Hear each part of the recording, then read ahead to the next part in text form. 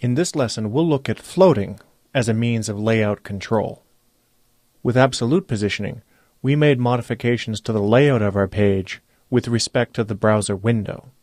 With floating, we will position elements in our HTML code close to where we want them to appear when viewed in a web browser. But by using CSS, we will assign that element a specific width and instruct, by using the float property, the other elements on our page to fill in around the element that we're floating. Let's take a look at how we do this. In the Chapter 8 folder, if I double-click on lesson_04_home.htm, we'll see a web page which looks very much like that of the previous lessons. And I'm going to open lesson_04_home.htm and the accompanying CSS file in my HTML editor, which in this case is TextEdit. And I'll open the CSS file as well by dragging the CSS file onto my TextEdit icon on my desktop. I'll close the Chapter 8 folder down, and I'll switch back over to my browser for a moment, and I'll look at my side content column. What I would like to do is I would like this side content column to always be on the right-hand side as it is right now, but as I resize my browser window, I might like this column to move with the browser, and I might like my content space on the left-hand side of my screen to fill in the gap in between my main content and side content. Well, currently, these items are fixed in place using absolute positioning. So I'm going to change the mechanism that is putting this side content div, that being a div with an ID attribute referencing a side content named CSS rule, which we defined in a previous lesson, and I'm going to remove from that side content CSS rule my absolute positioning and use floating to control this element. So if I switch back over to my HTML editor, to the CSS file we just opened up, I'll scroll back down and find the area that governs the layout of elements on my page, which we can see here, and we can see the side content ID, which we defined to include absolute positioning instructions. With these items selected, I'm going to hit the delete key to remove the absolute positioning on the side content, and in its place, I'll put float and assign a float direction of right, because I want this side content column to literally float off to the right-hand side of my screen. So we'll put down the value right for the property float. Now I'll save this CSS file from the File menu and switch over to my browser and hit reload and see what happens. Now I mentioned at the very beginning of the lesson we need to modify our HTML so that the element that we intend to float appears in the HTML relatively close to where we want the element to be positioned or observed in the web browser. That's not what we're seeing here. If I scroll down, I can see my side content is floating off on the right-hand side. So my CSS is functioning properly, but my HTML needs a little bit of modification. So I'll switch back over again to my HTML editor, except this time I'll be sure to look at my HTML file. And let's go down and find the region of our HTML file in which this div, which is our right-hand side content. And here we can find it right before the closing body tag. Now, we would like, and I'll switch over to the web browser and shrink the window down a little bit so I can get the two on the screen at the same time. We would like this right-hand side column to appear in approximately the same place that it was at before, down underneath the main banner image, horizontally on the same level as my main content, but positioned to the right of that main content. Right now, when I look at the HTML, I can see that this side content comes literally in the flow of my HTML file after everything else. And we don't want that.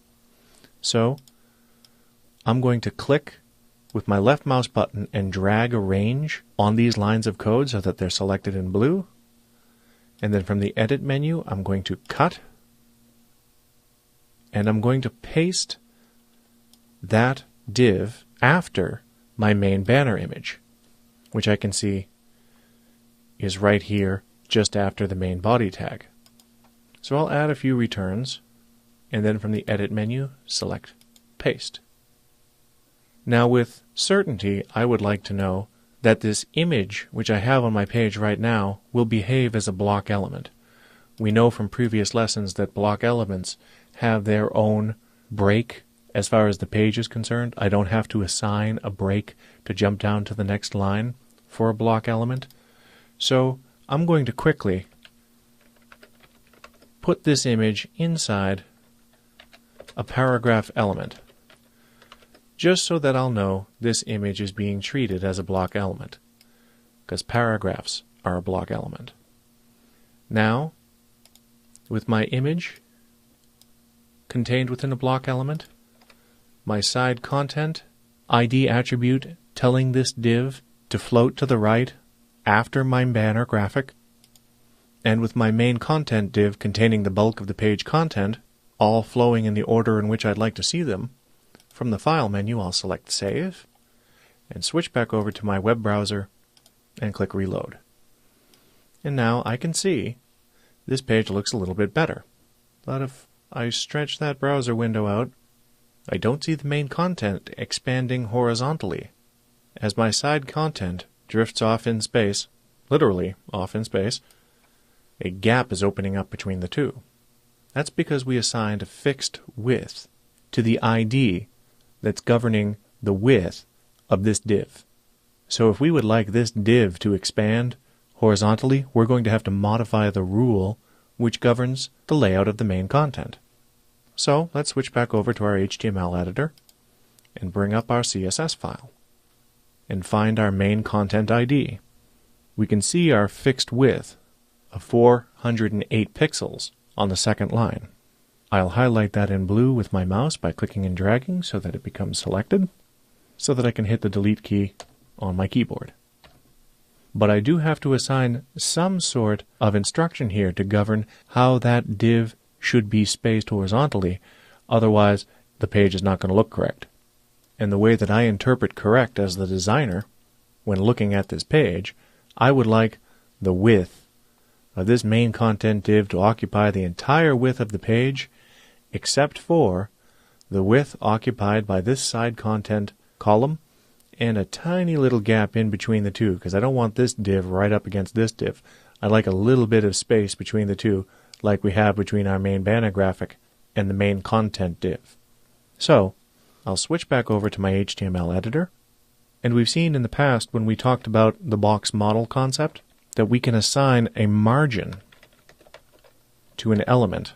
And in this case, I'll assign a margin on the right of this main content div of 220 pixels, because my side content is 200 pixels wide, which we can see here in the next rule down in our CSS file, and I'd like a little bit more space than just 200 pixels. Otherwise my two divs, my main content and side content, will be snug up against each other.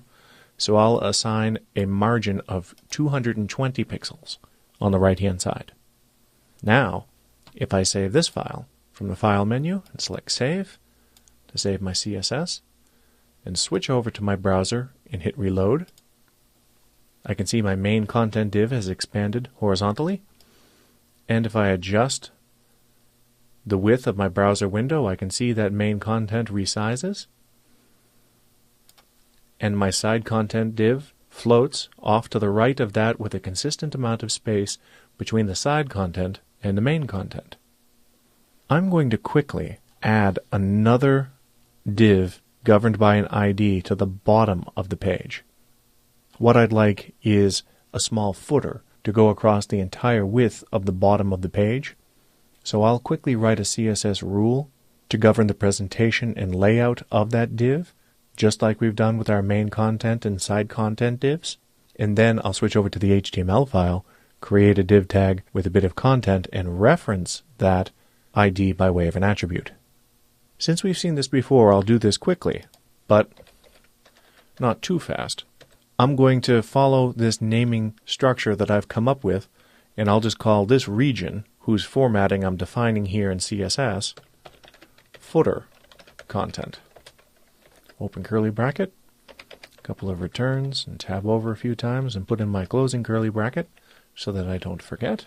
And now I'll just assign some simple formatting real quick, similar to the formatting we've already seen, such as background color. And I'll set that to a shade of gray, which I looked up in Photoshop a little while back. And I'll assign text properties such that the text will be center justified by using the text align property with a center value. And I'll give a little bit of padding so that any content in my div is not flush up against the edges of the div.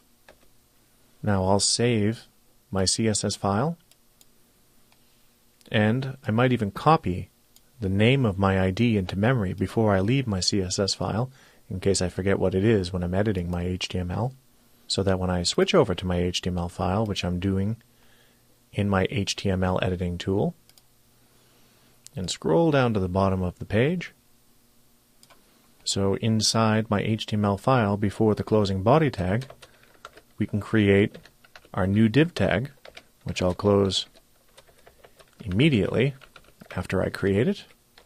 And within that div tag, we can put some copy, such as my Astro website. Please check back again soon.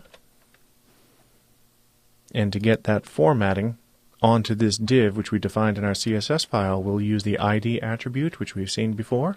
And I still have in memory the name of the ID, which we just defined, which I'll paste and type the close quote. So now, when I save this file from the File menu and switch over to our browser and reload and scroll down, we can see that we now have a footer with a little bit of text inside. Now we've set this situation up, the situation being a footer down at the bottom of the page, to see what happens when we populate more content into our side content div, and when that div gets close to our footer content at the bottom. Right now we only have a little scrap of Latin text inside our side content div. And for consistency, you can see that because that side content has a paragraph element inside it, and our paragraph element inherits text properties, I might want to put a paragraph element around the copy inside our footer content div at the bottom of the page, so that when I save the page and refresh, the same text properties which we see in the side content div appear in the footer content as well. If you take a look back out in the Chapter 8 folder, you'll find a file called theplanets.txt. I'm going to double click on that file so that it opens in TextEdit. And you can see a list of the 8 planets. Even though it got demoted, if you're a Pluto fan, you can type in the name Pluto too, because nobody seems to know what Pluto is. Dwarf planet, regular planet, who knows? Disney character. These headings are essentially filler content, which I'm selecting so that I can copy this code into memory and switch over to my HTML file so that I can paste that copy inside my side content div, rather than have this little snippet of Latin, which I'll select by highlighting in blue and hitting the return key a couple of times, so that I can paste those blocks of code which are in the planets text file in the Chapter 8 folder. I'm just tabbing these over a little bit so that the page is a little cleaner. And I'll also select them again and paste them again so that I have a big list of headings. Now I'm doing that to exaggerate a point inside the page and to see where I'm going, we'll reload the page. Look at our side content, feel good about all of our content flowing along the right-hand side of our main content, until we look at the footer and say, what the heck is going on here? The right-hand side content div has shot right past the footer. This is usually the moment when grumbling and groaning occurs. But we don't need to do that because we know what's going on. And what's going on is the absence of an instruction to the browser to not allow a floating element to interact with our footer element in a particular way. In this case, I don't want any floating element, such as my side content div, to float past my footer div. Fortunately, there's a property which allows us to say we don't want this to happen, which we can specify by switching back over to our HTML editor. I don't need the planets anymore, I can close them down. And I'll bring up my CSS file using the window menu and selecting lesson_04_home.css. And I will scroll down and find the footer content rule so that I can add a necessary property, that property being clear, so that I can clear floats. And in this case, I don't want any floats to occur on the right of my footer content element. Now, if I save this CSS file from the File menu and select Save, switch back over to my web browser and hit Reload, the page has changed, but it's changed for the better. My side content div still contains this double long list of the planets, but the side content div will not push past my footer div.